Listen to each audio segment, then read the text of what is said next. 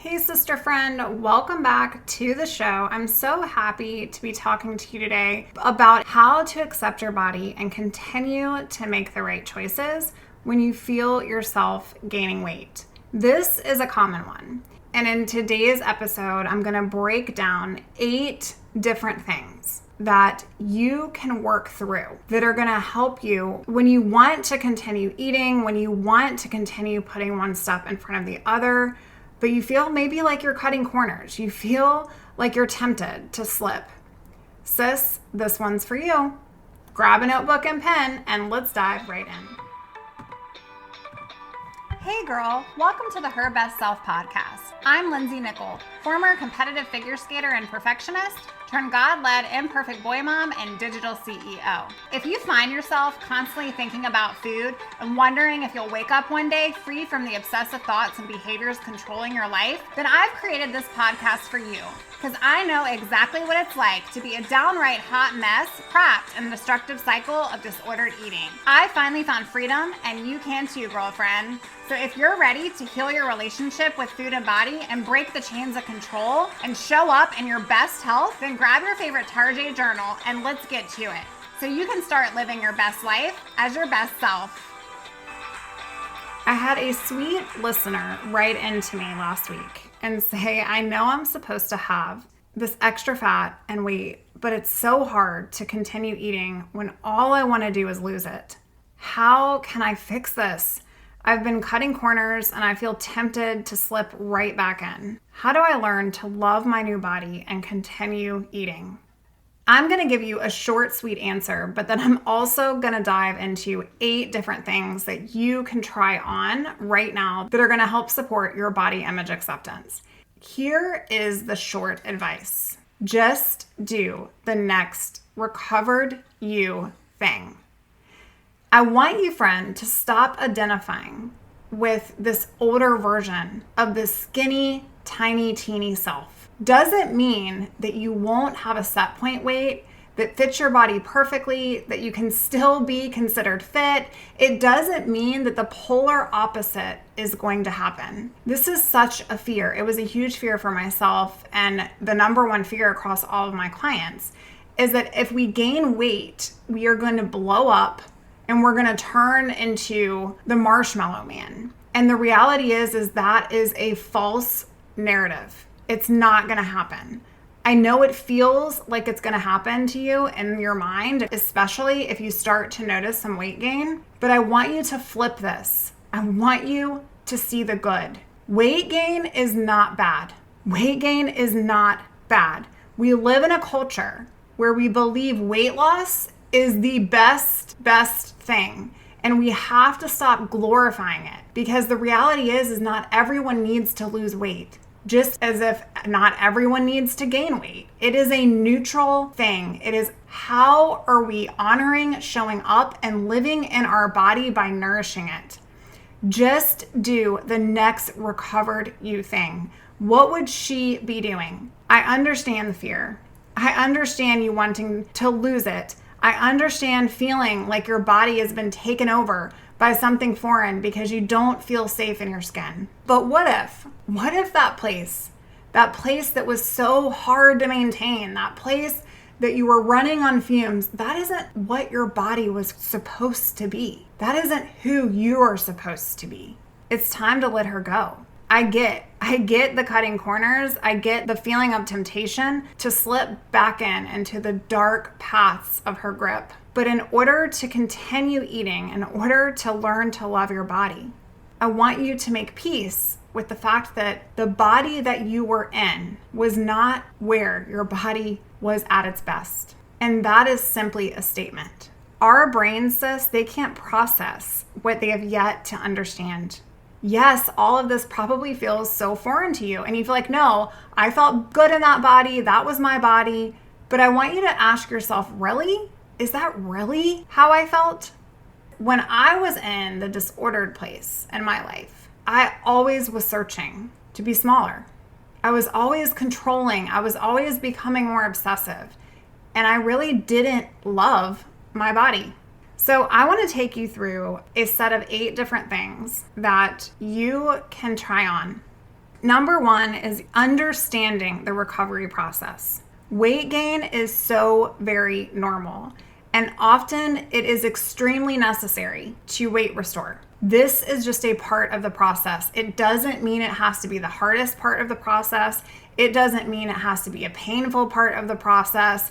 Everyone can do this part differently. Maybe for you, weight gain is not part of your process, but what I want you to understand right now is it doesn't mean you're bad. It just means your body is healing. It is actually good.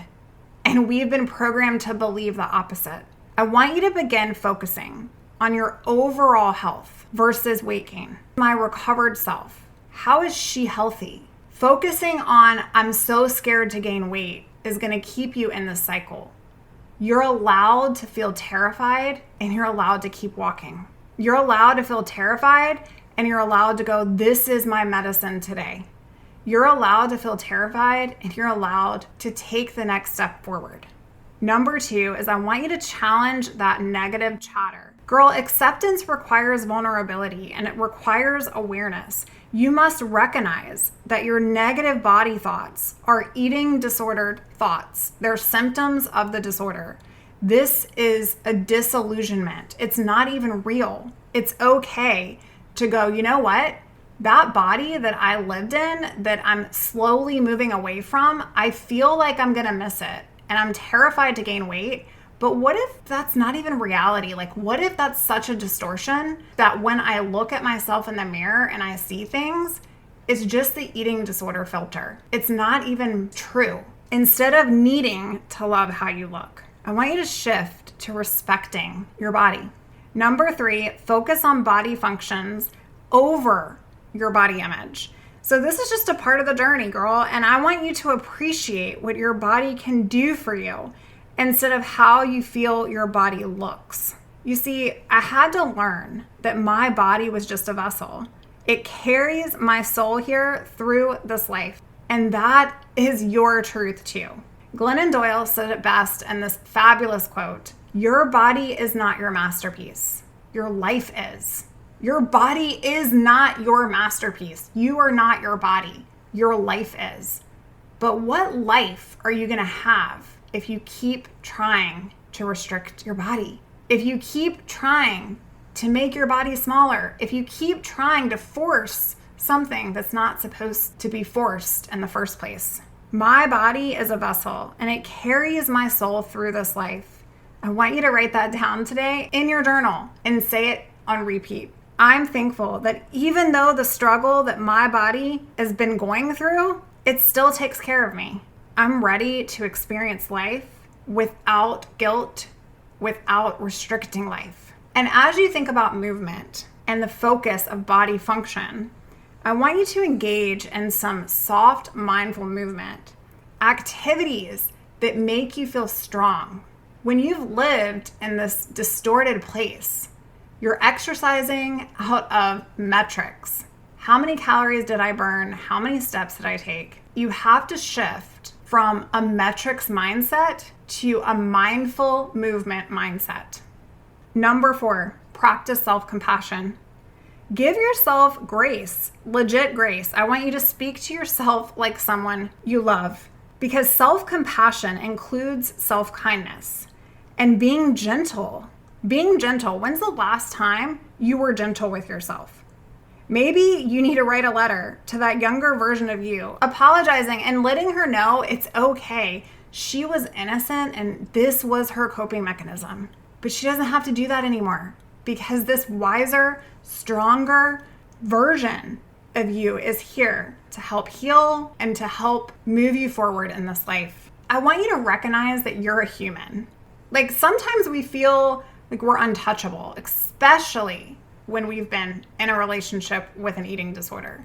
We feel invincible, like we're on top of the world, but you are a human. Struggles are part of your existence.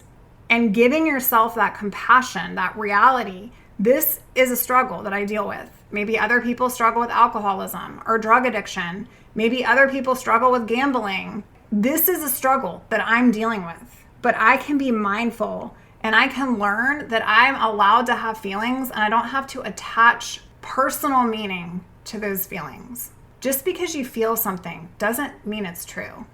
Have you ever thought about that? You're allowed to feel any feeling, but that doesn't mean that feeling is actual truth. Number 5, I want you to continue making pro-recovery choices. This includes prioritizing your meals, prioritizing your snacks. Just do it. We're not playing small anymore. I want you to prioritize your rest, your stress management. Aim for 7 to 9 hours of sleep every night. Your body, girl, is going through a ton.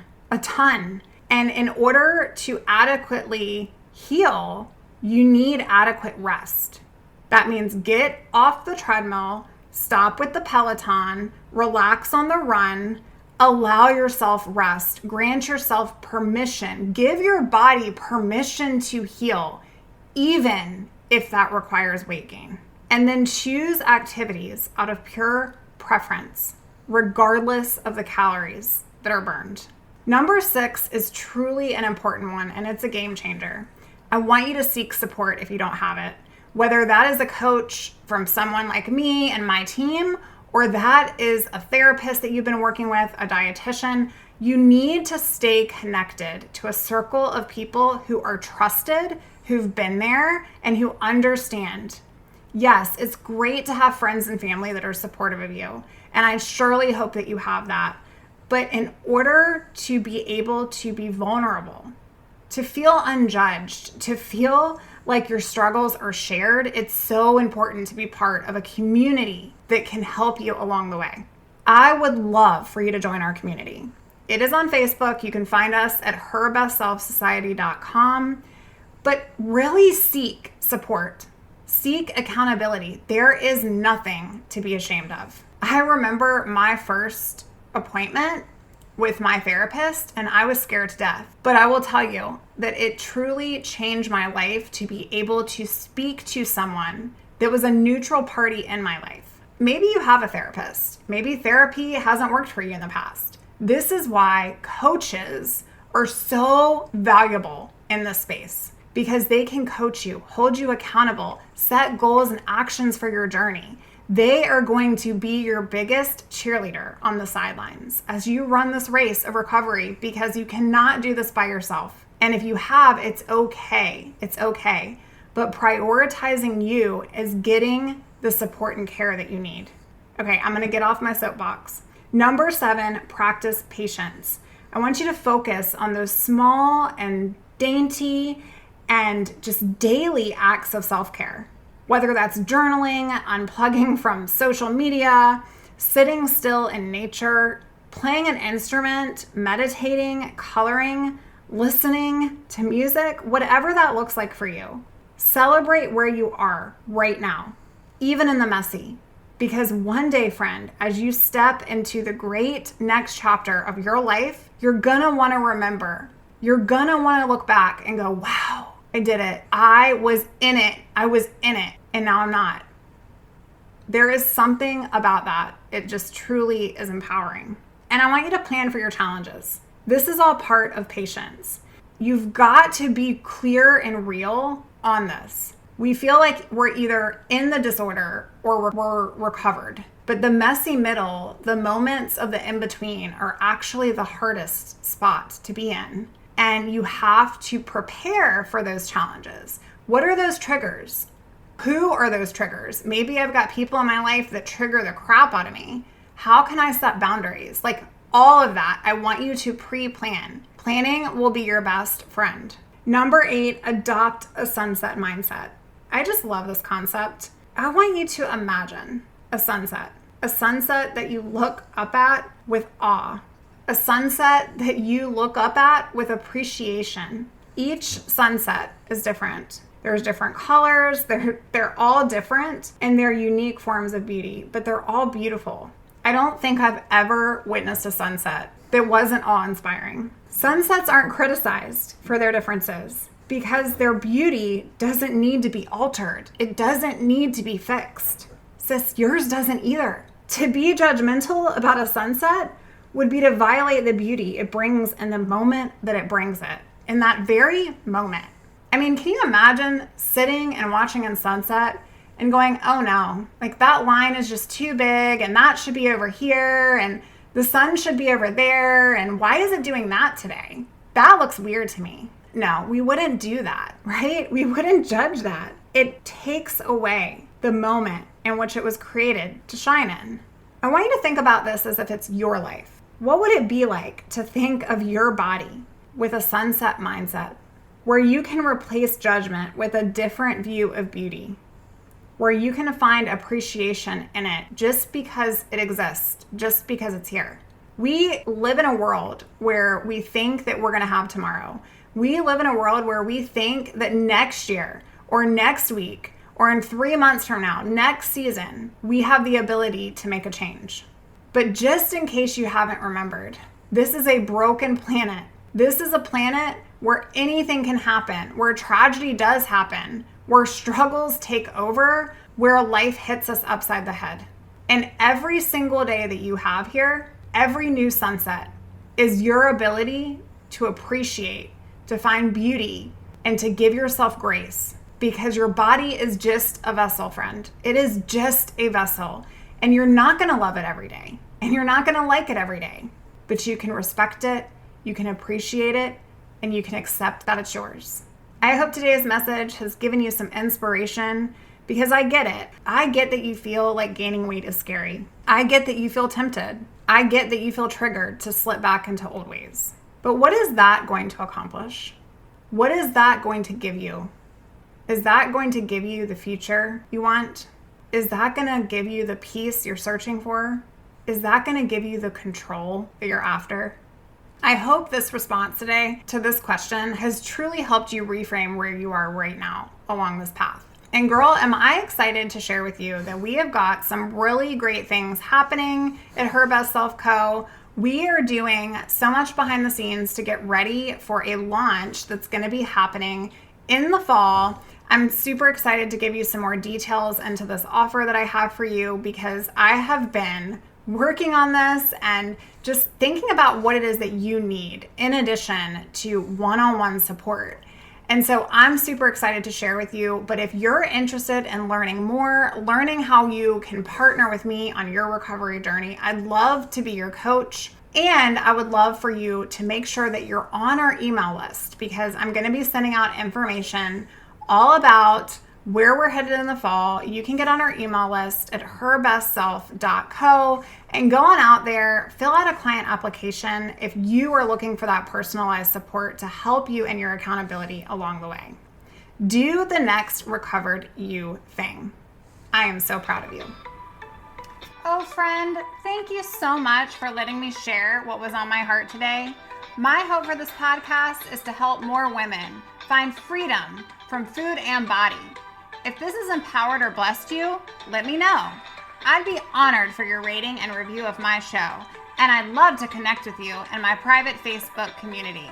You really can move from perfection to purpose. Let's break the chains together. I'll help navigate the way. Until next time, bye for now, girl.